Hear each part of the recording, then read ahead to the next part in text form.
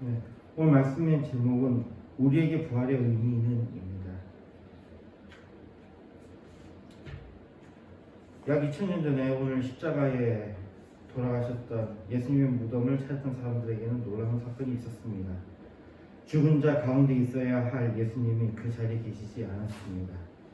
그리고 예수님을 부활하셨다고 그들은 전해 들었고, 심지어 어떤 사람들은 부활하신 예수님을 만났다고 했습니다.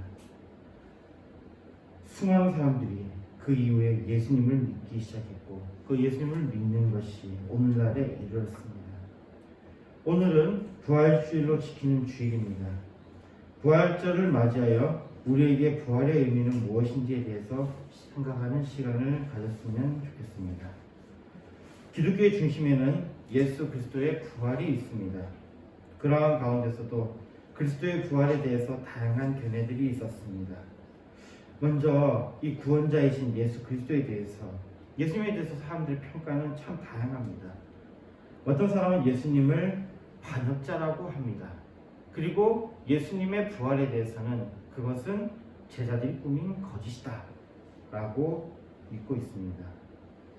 흥미로운 건요, 예수님이 정말로 돌아가셨던 그때에 많은 사람들이 이 말을 믿었습니다. 그러나 흥미로운 것은 그때에 예수님을 만났던 사람들, 그리고 예수님이 살아난다는 것에 대해서 거짓말이라고 했던 그 사람들도 예수님의 부활을 그들은 보거나 또는 전해 들었습니다. 그런데 현대에 와서 예수님의 부활을 거짓이다 라고 하는 사람들은 어떻게 보면은 자기가 생각하기에는 도저히 그럴 수 없다라는 것을 따르는 것에서는 충실하게 인간적인 모습이라고 볼 수 있지만, 어떻게 보면은 그 당시에 예수님의 부활을 거짓이라고 했던 사람들보다도 더 미련한 선택을 하고 있는 것일 수도 있습니다. 또 예수님에 대해서는요, 믿지 않은 자들은 이것을 허구라고 합니다. 부활은 있을 수 없다라고 그렇게 믿고 있습니다. 또 예수님을 믿는 자 중에서는 예수님을 믿는 자, 그러니까 이게 예수님을 믿는다는 것은 예수님이 실제적으로 역사 속에 계신 분이라고 그렇게 믿는 자들 중에서, 그래서 따르는 자들에 있어서는요, 예수님의 부활에 대해서 이야기할 때는 이것이 별로 의미가 없는 이야기가 됩니다. 가장 대표적으로 예수님을 믿기는 하지만 의미 없다고 여기는 팀이 바로 이슬람이죠. 이슬람 같은 경우는 상당히 흥미로운 이야기를 하는 것이 예수님도 한 사람의 메시아, 그러니까 한 사람의 선지자 중에 한 사람이다 라고 그렇게 언급을 합니다. 근데 이슬람의 신학을 들여다보면요, 이슬람 신학의 하나님은 어떻게 보면 굉장히 무능하신 분이에요. 매번 선지자를 보내는데 실패하는 하나님의 모습이 나와요. 그리고 마지막에 마호메트를 보내서 그 위대한 말씀 꾸란을 우리에게 주셨다라고 그렇게 이슬람은 주장을 하고 있는데, 뭐 이거는 이제 뭐 이슬람 신학자들의 주장인데, 어떻게 보면 그들에게 있어서 예수님은 뭐 부활하셨다라는 것에 대해서 별로 그들에게는 와닿는 문제가 아닙니다. 그러니까 상관이 없는 거예요. 그 보면은 같은 예수님을 두고도 참 다양한 견해가 있는 것 같습니다. 그리고 우리 믿는 자들에게 있어서는요, 예수님의 부활은 새 생명입니다. 새로운 생명입니다. 이건 우리에게는 정말로 중요한 것이에요. 기독교에 있어서 크리스마스보다도 더 중요한 날이 무엇이냐 했을 때는 우리는 이 날을 부활절이라고 자신 있게 말할 수 있을 것입니다. 우리가 예수님의 오심보다도 더 귀한 주님의 부활을 우리가 체험하고 참여하는 것, 이것이 우리가 예수를 믿는 이유니까요. 이게 아마 예수님을 믿는 우리들 기독교인들의 핵심 중에 핵심이 아닐까 생각합니다. 어떤 사람들에게는 그리스도의 부활이 아무것도 아니고, 또 어떤 사람은 그리스도의 부활이 의미 있기도 합니다. 또 의미 있는 사람에게는요, 이것이 여러 가지의 다양한 의미를 지니고 있는 듯이 보입니다. 요한복음 8장 32절에 말씀합니다. 진리를 알지니 진리가 너희를 자유케 하리라. 의미에 대해서 이야기하고 있지만 그리스도인들에게 이것은 소위 말하는 자유가 아닙니다. 그리고 진리 안에 자유가 있습니다. 이후에 이야기할 철학에서 언급하고 있는 것들은 의미, 자유 이러한 말들이 계속해서 등장하지만 진리와는 다른 문제임을 일단 염두에 둡시다. 이제부터 이야기할 철학은 실존주의 철학이고 그 다음에 또 현대 철학, 현상학들 이런 것들입니다. 실존주의 철학이나 또는 현상학 또는 뭐 관념론 이런 그 철학의 사조들을 보면요, 여기에는 의미를 부여하는 것에 대해서 상당히 중점을 두고 있습니다. 특히 이제 근대 철학에 와서는 어떤 사물이 진짜로 존재하느냐에 대한 탐구는 중요하지 않습니다.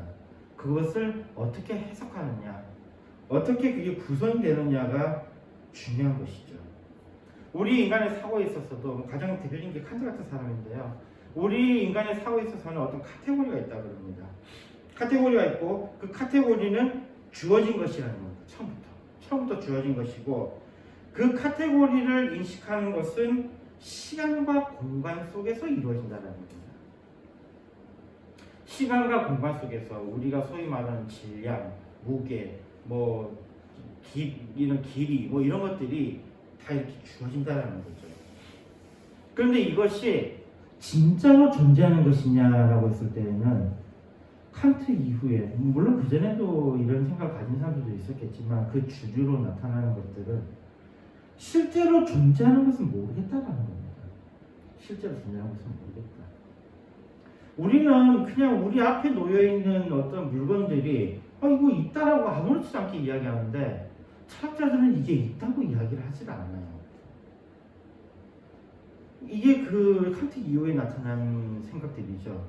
이거는 인간의 마음이 구성한 것이다. 근데 아니나 다를까, 진짜로 지금까지 연구한 결과에 의하면, 뇌과학자들이 밝혀낸 거에 의하면요, 있어서 우리가 그것을 감각하는 것이 아니라 우리의 뇌가 감각하기 때문에 그게 있다라는 겁니다. 그걸 증명한 대표적인 케이스가 그거죠. 그 팔다리가 잘려나간 사람들이 그 잘려나간 부분이 아프다고 그러잖아요. 그 잘려나간 부분이 아프대요. 그게 있어서 아픈 게 아니고 뇌가 그거를 아프다고 구성하기 때문에 아픈 거라는 거죠. 그러니 칸트 이후의 철학자들이 생각했던 것은, 그래서 칸트 이후의 철학자들은 그 마음이라고 했고, 마음이고 생각이고, 생각이 결국 이게 뇌까지 갔는데 결국은 이러한 의미를 가지고 있었다라는 거예요. 진짜로 있는지 없는지는 몰라요. 진짜로 있는지는 모르겠는데 우리의 생각이 그걸 구성한다는 것입니다. 그러니까 사물을 파악하려고 하던 그런 본질적인 노력들은 이제 더 이상 하지 않는 거예요. 그게 이제 현대 철학의 또는 근대 철학의 특징입니다. 근데 왜 그 사람들은 그럼에도 불구하고 이것을 자꾸 탐구하느냐? 그게 인간의 본성인 거죠. 인간은 뭔가 알고 싶어 하는 거예요. 자꾸 알고 싶어 하니까 이거를 찾아보는 겁니다. 그리고 이제 나왔던 것 중에 한 철학은 실존주의 철학입니다. 저는 이 실존주의 철학에 대해서는 배부른 자의 철학이다라고 이야기하고 싶어요. 실존주의 철학자들의 중에서 또 종의 생각과 또는 주인의 생각에 대해서 이야기하는 사람이 있었고, 이들에 있어서는 구성되는 세계가 다르다라는 그런 지적을 하죠. 우리는 인간이면 다 공통된 생각을 가질 것이다라고 처음에 생각했던 것에서 더 나아가서 다른 분명히 사람이지만 다른 세상에 살고 있다는 것에 대해서 인정하기 시작한 것이죠.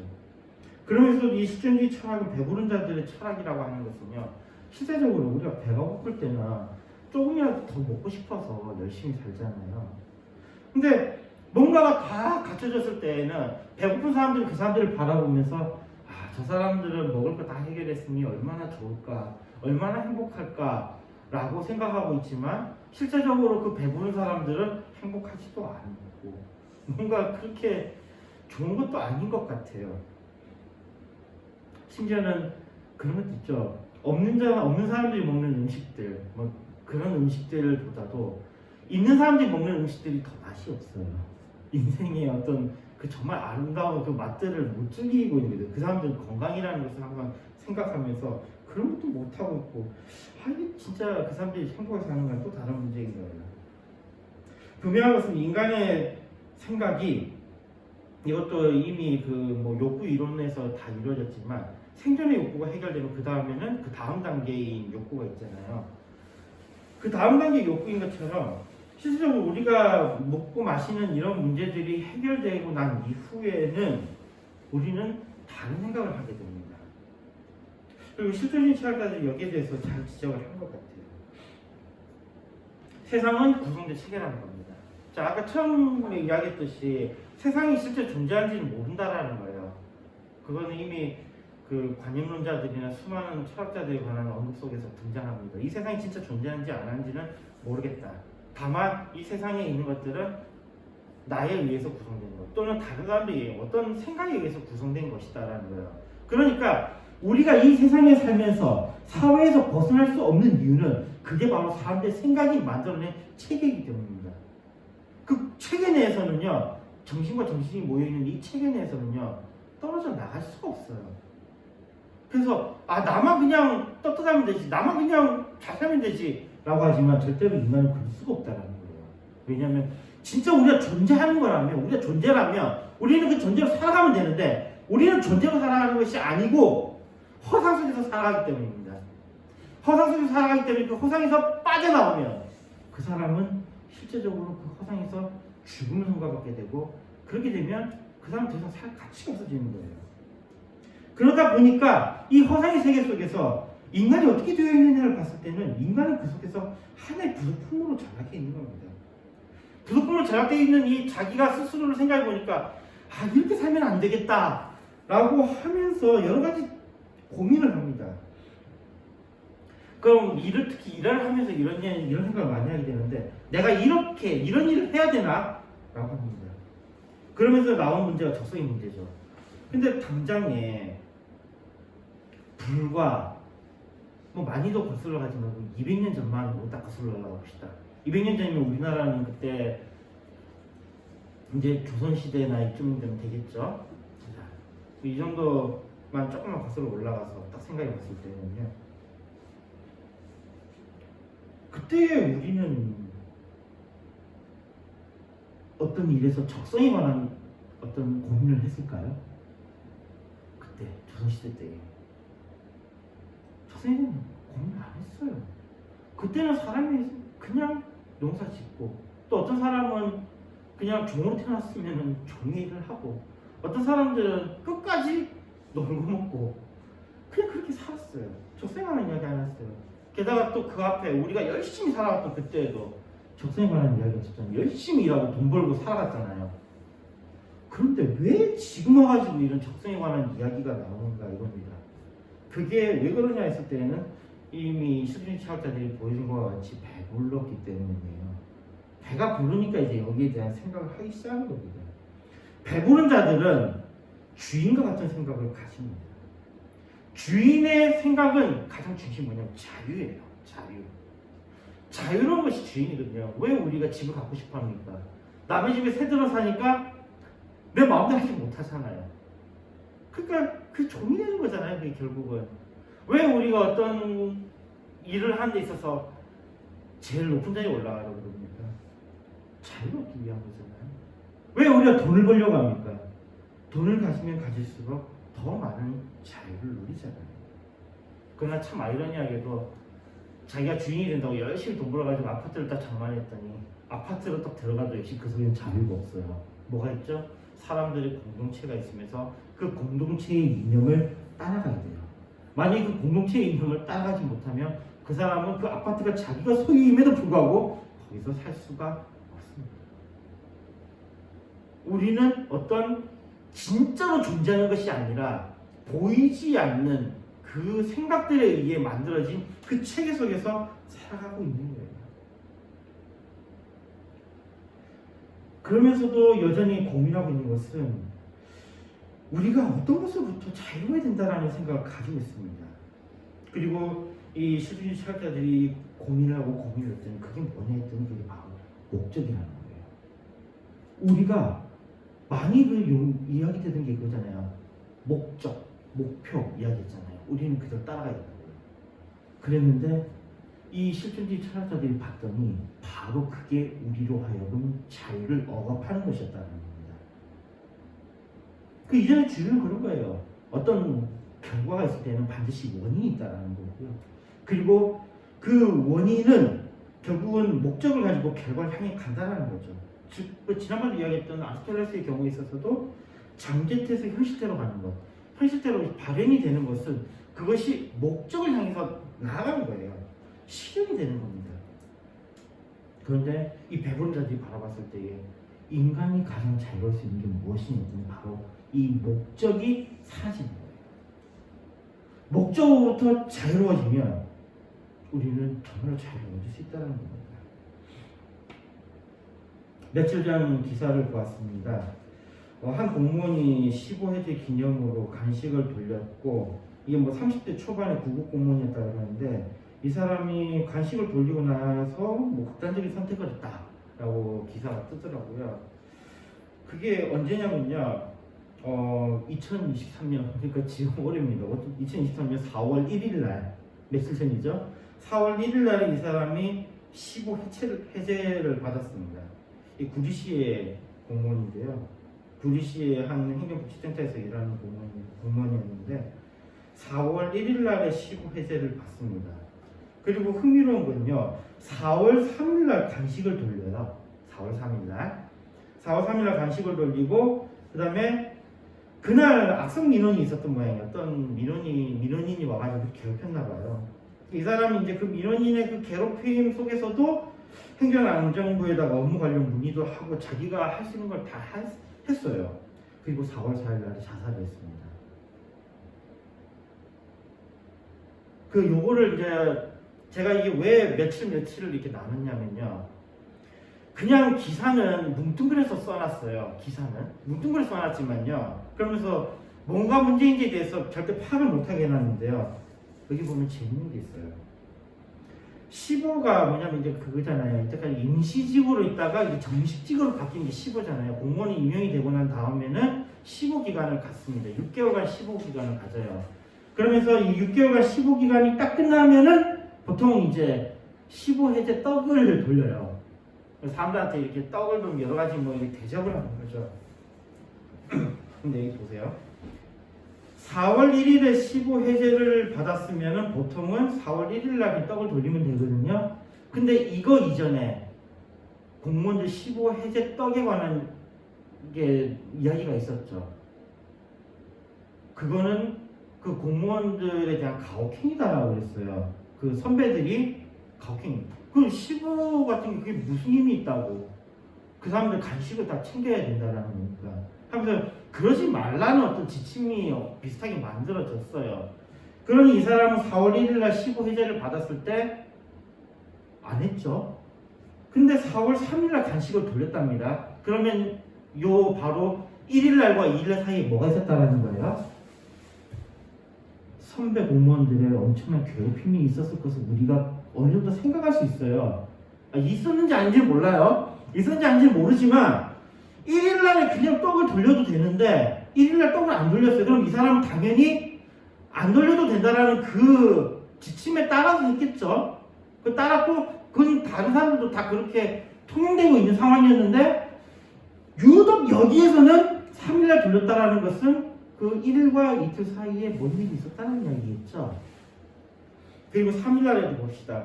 3일 날에 이제 간식 돌리고 난 다음에 그리고 이제는 그 간식 돌리고 난 이후에도 민원이 와서 여러 가지 업무에 관한 이야기가 있었고 자기 딴에는 굉장히 열심히 여기에 대응을 한 것 같아요. 대응을 한 것 같은데 그 다음 자살했어요. 근데 그 이후에 이런 일이 있었다고 그러더군요.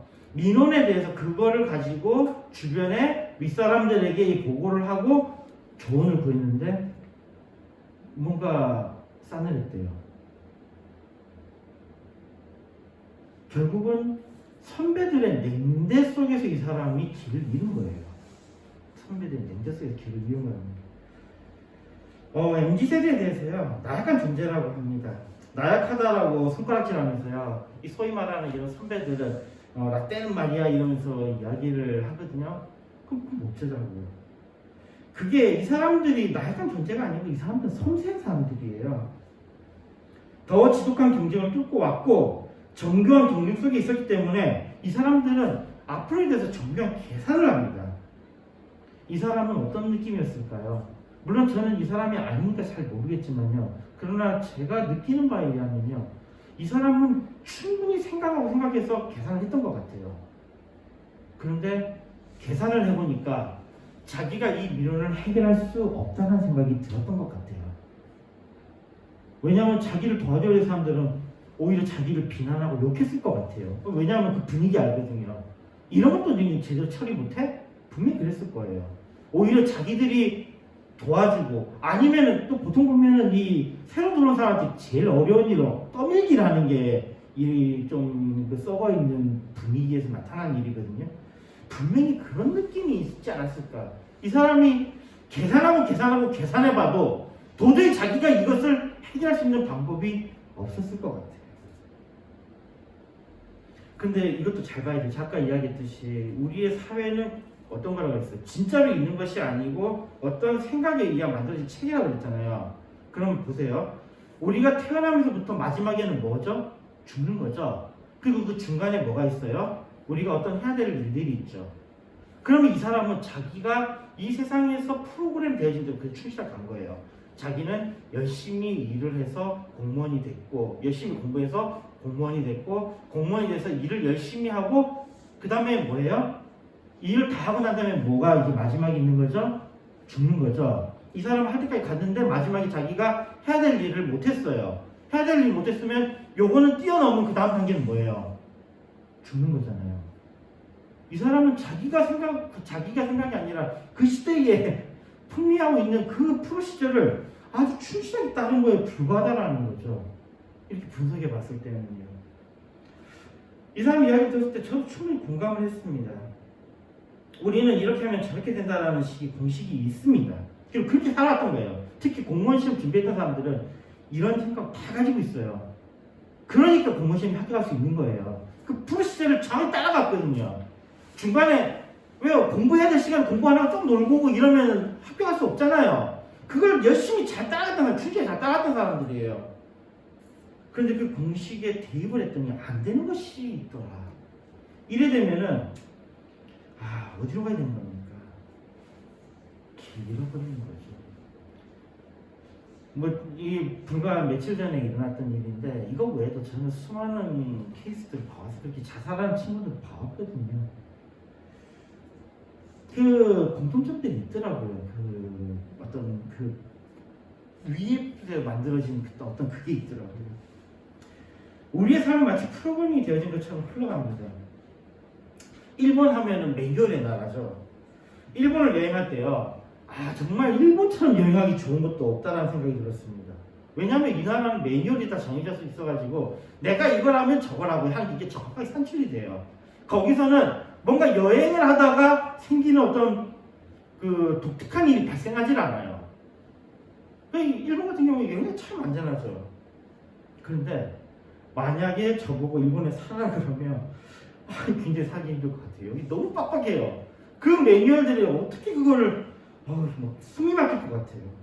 근데 우리나라에도 그런 규칙들이 최근에 정해지고 있는 것 같습니다. 흡연 같은 경우도 보면요. 우리 옛날에 담배 필 때, 물론 우리가 담배가 좀 엉망으로 된 경우 있지만, 우리가 여기에 있어서 규칙 같은 거 정하지 않았거든요. 그리고 그냥 사람한테 그랬어요. 알아서 피해주지 않게 좀 해라. 그랬는데 사람들이 말을 안 들었잖아요. 그랬더니만 이제 어떤 일이 나오냐. 횡단보도의 몇 미터 안에서는 담배 피면 안 된다. 피면은 범칙금. 버스 정류장 내에 몇 미터 안에는 안 된다. 이런 규칙들, 빡빡한 규칙들이 정해지는 거예요. 근데 이런 만약 매뉴얼이 없으면 우리 어떻게 되는 거예요? 지금 올라오는 이 세대들은 바로 그런 매뉴얼 속에서 살아갔던 사람들이에요. 근데 이 매뉴얼이 사라져버리면, 길을 잃어버리면 무엇을 해야 될지 모른다는 겁니다. 그러니 이런 시대에 그 제안하는 여러 그 사람들에게 그 도움이 된다라는 책들을 봤더니 대부분이 실존 철학에 근거를 두고 만든 책들이더라고요. 그 사람이 실존 철학을 알고 썼는지 아닌지는 모르겠는데 제가 대충 보니까 많은 사람들이 실존 철학에 그걸 둔 거예요. 뭐냐면 이 사람들이 매뉴얼에 다 얽매여서 살아왔거든요. 그랬더니 뭐예요? 자기의 것이 중요하다. 자기의 적성을 찾아야 된다. 생각이 자유로워야 된다. 다 실존 철학이 하는 거거든요. 근데 이 실존 철학은 그 근본이 뭐라고요? 배부르면서 나온다고요. 먹고 살만할 때 있게 된다고요. 실존 철학은 새로운 시작입니다. 우리에게 주어진 규율, 목표, 비전 등을 지우고 자유하라는 거예요. 그래서 여기에 맞춰서 많은 사람, 유튜버들 중에서, 많은 유튜버들 중에서 그런 게 있어요. 오늘 퇴사합니다. 오늘 퇴사했습니다. 내가 퇴사한 이유, 내가 공무원을 그만둔 이유, 이런 거 유튜브에 많이 올라와요. 그 사람들이 바로 이 실존주의 철학의 영향을 그대로 받은 거예요. 뭐예요? 자유예요. 내가 이때까지 쫓아왔던 그 목표를 버리고 내가 새로운 길로 다시 가겠다는 거죠. 자유를 향합니다. 그러나 이 자유는 인간에게 필연적으로 두려움을 줍니다. 내가 이때까지 했던 것들이 다 무너지고 내가 뭘 해야 될까라는 무서운 마음이 든다는 겁니다. 그 두려움과 싸워 나가는 것이 진정한 인간의 모습이라고 실존주의 철학에서는 이야기합니다. 아니하다니까. 그 사람들은 이 자기가 앞으로 겪게 될 이 두려움에 대해서는 생각을 안 하고 그만뒀던 사람들이 꽤 많아요. 그랬더니 그 다음에 올라오는 영상들 보니까 후회하는 이유 하면서 이런 영상들이 올라오더라고요. 자유로운 자가 겪어야 되는 것은 바로 두려움입니다. 자유로운 자는 이 두려움과 맞서 싸워야 돼요. 두려움과 맞서 싸울 용기가 없다면 함부로 자유를 외쳐서는 안 됩니다. 그러나 곧 자신의 의미를 만들어 나갑니다. 바로 이 두려움을 없앨 수 있는 것은 바로 의미를 부여하는 거예요. 그거죠. 내가 지금 돈이 없는데, 내가 지금 이 돈이 없는 것은 내가 이러한 이유가 있기 때문에 내가 돈이 없는 거야. 그래서 나는 행복하고 괜찮아. 이전에 내가 정해졌던 그런 일을 하고 속박에 있었을 때의 그 돈보다는 지금 돈 없는 이게 나아. 이런 의미들을 자꾸 만들어 나가면서 그게 자신을 살아가게 하는 이유가 되는 겁니다. 실제적으로 이게 사실이에요. 오늘 아침에도 보니까 다이아몬드 이야기가 나오던데요. 다이아몬드가 왜 가치가 있습니까? 다이아몬드 왜 가치 있어요? 네, 다이아몬드는 가치가 있는지 없는지 모르는 물건이에요. 그냥 이 세상에 존재하는 물건입니다.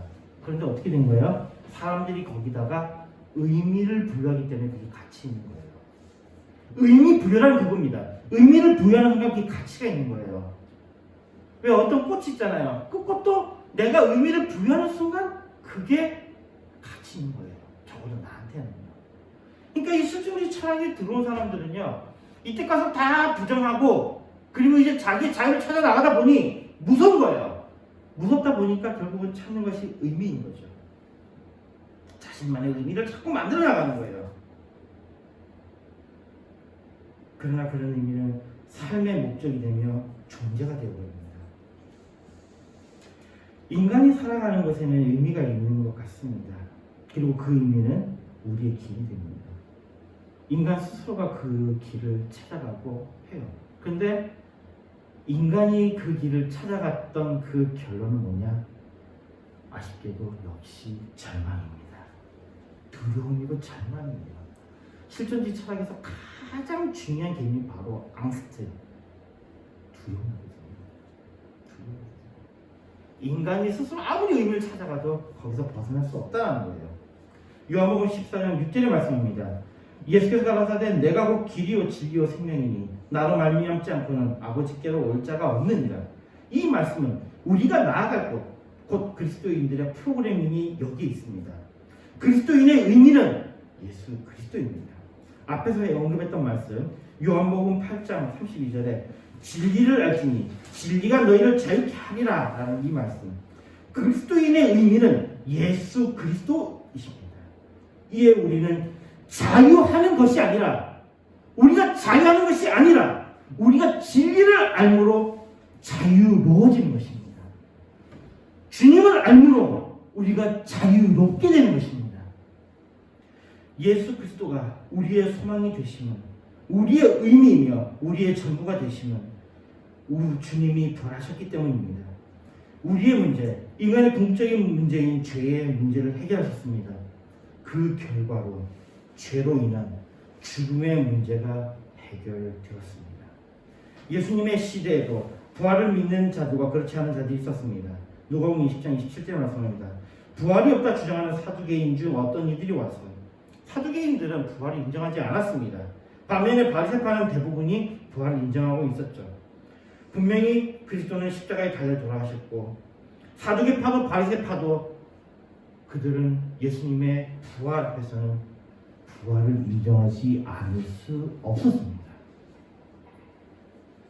그리고 우리도, 우리의 사랑하는 사람도, 이미 돌아가신 분들도 다시 살아난다는 소망을 주님께서는 우리에게 주셨습니다. 고린도전서 15장 13절에 말씀합니다. 만일 죽은 자의 부활이 없으면 그리스도도 다시 살지 못하셨으리라. 이 문장을 우리가 좀 잘 보세요. 만일 죽은 자의 부활이 없으면, 이 누구에게 하는 이야기예요? 사두개인들에게 하는 이야기예요. 근데 뭐라고 하는 거죠? 야, 니네 봤잖아. 그리스도께서 다시 살아나시고 니네 봤잖아.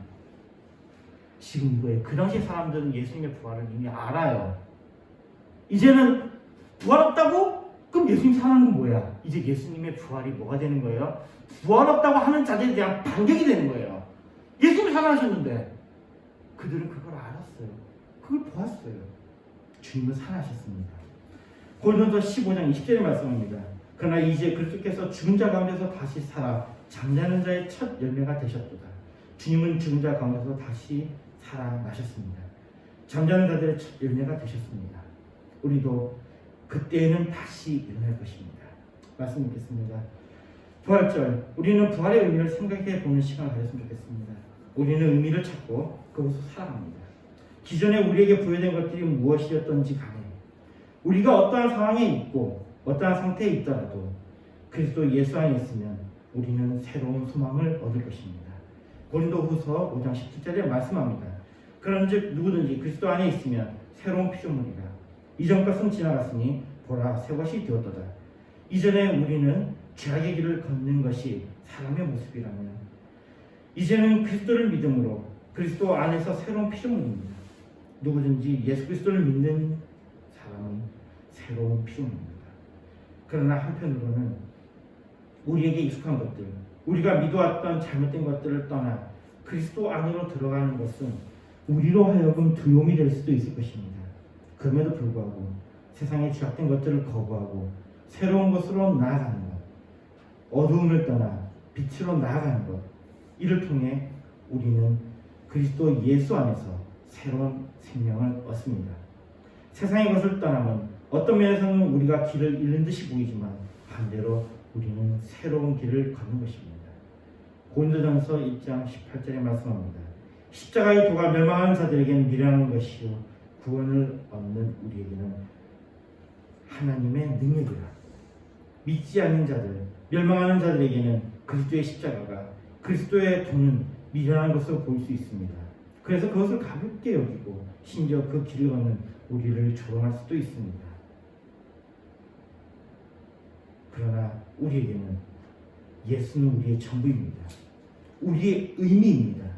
믿는 자들에게는, 그리스도인들에게는 십자가의 도는 구원입니다. 우리의 생명입니다. 그리스도의 십자가는 구원의 능력이며 그리스도의 부활은 우리에게 소망입니다. 부활절, 우리에게 부활의 의미는 무엇입니까? 그리스도의 부활은 우리도 부활한다는, 우리의 궁극적인 문제가 해결됨을 의미하는 것을 말합니다. 부활은 새 생명을 얻음에 대한 소망이 됩니다. 부활은 우리의 깜깜한 인생에 빛을 비추는 그리스도의 영광입니다. 부활의 의미는 바로 소망입니다. 부활의 소망을 가지고 힘차게 나아가며 우리에게 허락한 하나님의 은혜에 감사하며 주님의 복을 받는 우리가 되기를 바랍니다. 이사야서 60장 1절 3절의 말씀입니다. 일어나라 빛을 발하라. 이는 내 빛이 이르렀고 여호와의 영광이 내 위에 임하였습니다.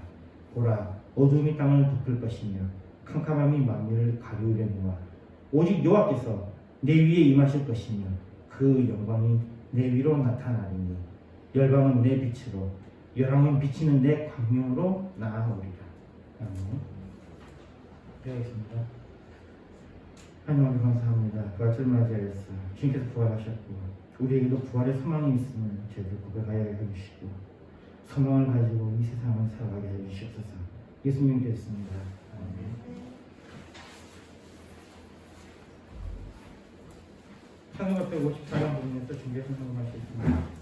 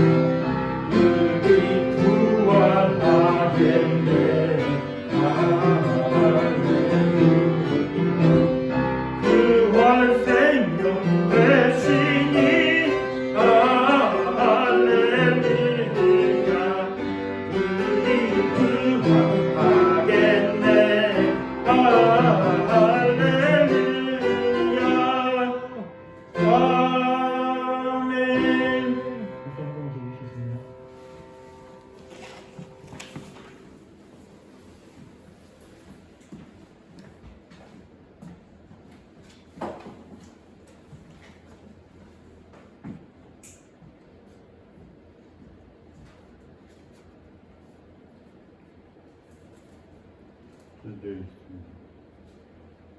실조 지성 부활적 원성이 부활적 원성이 지금 관련 부활적 원성이 거듭나여서 환성을 있게 하시고 부활의 주님 청합니다. 감사합니다. 진행하는 부활입니다. 좋으신 하나님을 또 저들의 은혜를 입게 해주시고 우리 믿는 자들에게 제일 중요한 일 주님이 이 땅에 오신 일과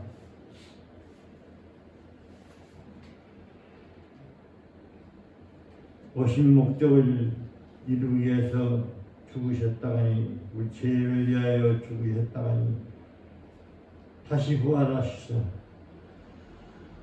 우리의 모든 죄를 대신 지신 주님, 대신해 주신 주님을 다시 한번 기억할 수 있도록 은혜를 주심을 감사합니다. 우리에게서 제일 귀한 사실은 부활입니다. 이 부활을 통해서 우리가 모든 인생의 문제가 해결되는 저 하나님의 나라와 하나님의 자녀된 이 놀라운 사실을 다시 한번 깨달을 수 있는 은혜를 주심을 감사합니다. 이 시간에 실제로 아버지 하나님 또한 부활을 헌금으로 드렸습니다. 드린 손길에 우리 하나님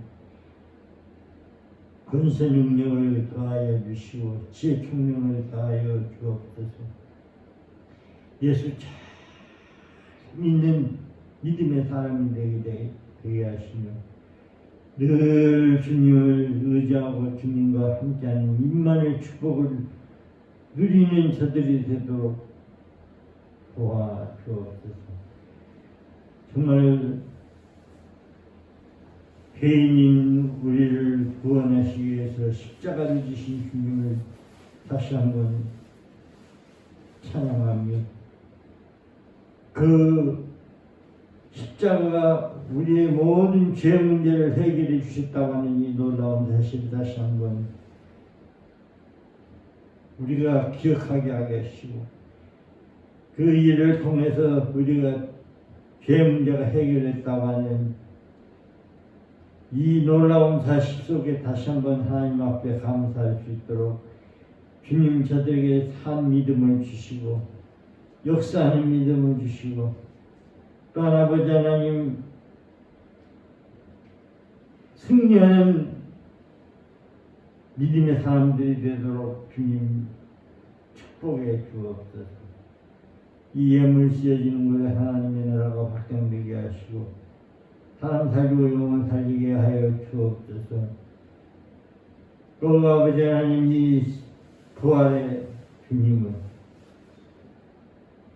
동정에 잉태하신 이 주님을 부드러움 있게 전하는 저들 되도록 주인으로 모시는 자들이 다 될 수 있도록 주님 도와 주옵소서. 예수님의 이름으로 기도드리옵나이다. 아멘. 찬송가 1장입니다.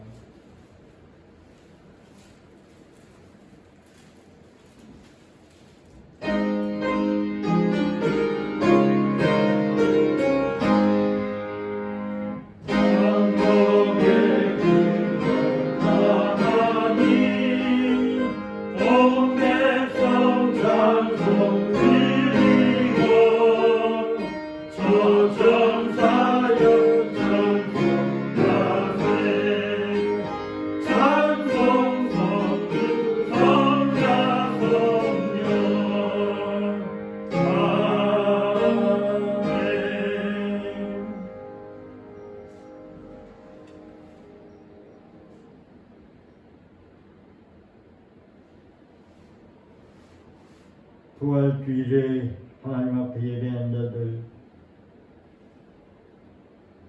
온 아버지는 특별히 목양교회 성도들 머리 위에와 가정을 하는 위에 세계 정부에 오늘 부활주일 지킨 모든 자들 머리 위에와 가정을 하는 위에 앞으로 전도받아서 구원받을 자를 머리 위와 가정 위와 하는 위에 이제부터 영원토록 항상 함께 있을지어다. 아멘.